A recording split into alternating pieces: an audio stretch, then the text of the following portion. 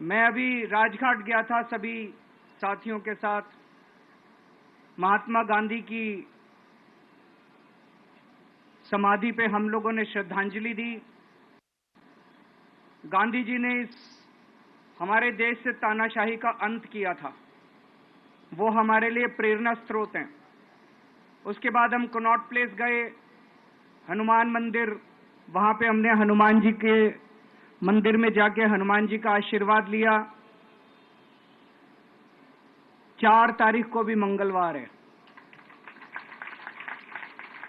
भली करेंगे बजरंगबली, करेंगे कि नहीं करेंगे? बोल बजरंगबली की। इनका नाश करेंगे, तानाशाहों का नाश करेंगे। अपने को किसी व्यक्ति विशेष से अपनी कोई दुश्मनी नहीं है, अपनी दुश्मनी तानाशाही से है। तानाशाही बर्दाश्त नहीं है अपने को। तो 4 तारीख को भी मंगलवार है और बजरंगबली का मेरे ऊपर, पार्टी के ऊपर बहुत आशीर्वाद है, देश के ऊपर बहुत आशीर्वाद है। मैं प्रार्थना करने गया था बजरंगबली को कि हे बजरंगबली, मेरे देश को बचा लो। अभी कल एग्जिट पोल आए हैं, मेरे से लिखवा लो, सारे एग्जिट पोल फर्जी हैं, बिल्कुल फर्जी हैं। एक एग्जिट पोल वाले ने राजस्थान में टोटल 25 सीट है, उसमें 25 में से 33 दे दिए उन्होंने बीजेपी को। ऊपर से आया होगा भाई बीजेपी को ज्यादा देने हैं, तो उसने कहा मोदी जी क्या याद रखोगे आप भी, आपको 25 में से 33 दे दिए। तो पूरा का पूरा फर्जी है, पूरा एग्जिट पोल फर्जी है। लेकिन असली मुद्दा ये है, इनको गिनती से 3 दिन पहले फर्जी एग्जिट पोल कराने की क्या जरूरत थी, ये समझने वाली बात है। मेरे को भी समझ नहीं आया। कई सारे लोगों की कई सारी बातें चल रही हैं। एक ये चल रहा है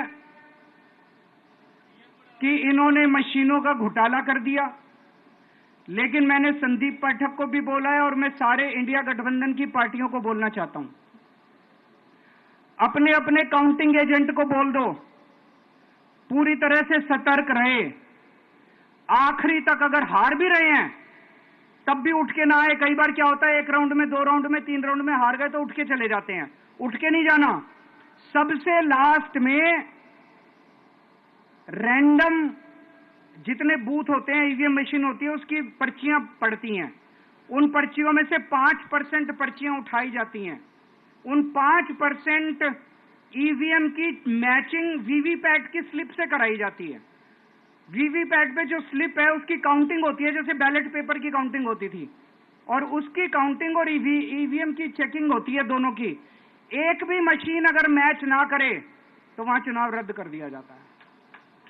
तो अगर आपने ये चेकिंग कर ली वहां पे, तो इसका मतलब फिर ईवीएम का घोटाला हम बचा सकते हैं। फिर ईवीएम के घोटाला अगर कर रखा इन्होंने तो हम उसको एक्सपोज कर सकते हैं।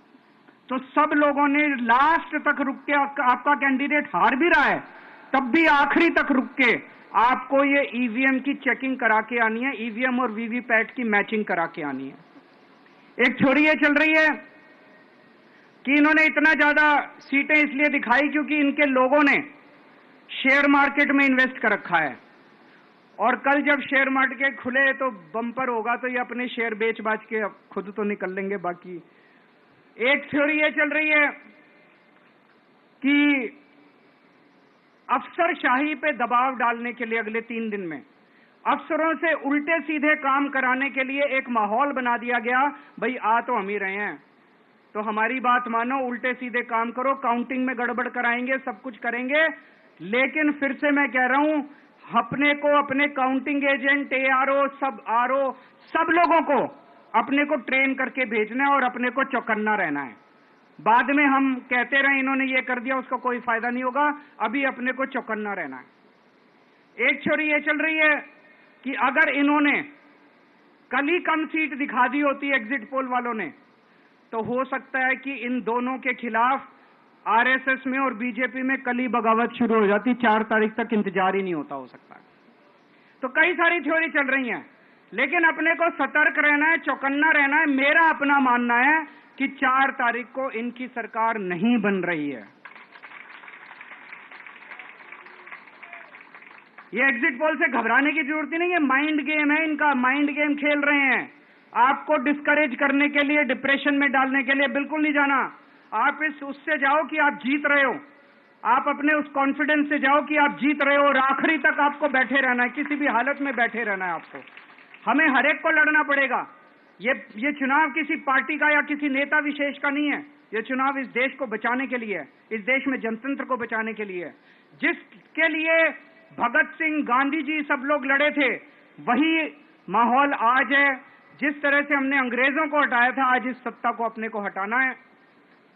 तो मैं आप सब लोगों का, सभी साथियों का बहुत बहुत शुक्रिया अदा करना चाहता हूं। बहुत साथ मिला आप लोगों का इन 21 दिनों में। अब जब भी मैं लौट के आऊंगा फिर मिलेंगे आप लोगों से, तब तक के लिए अलविदा।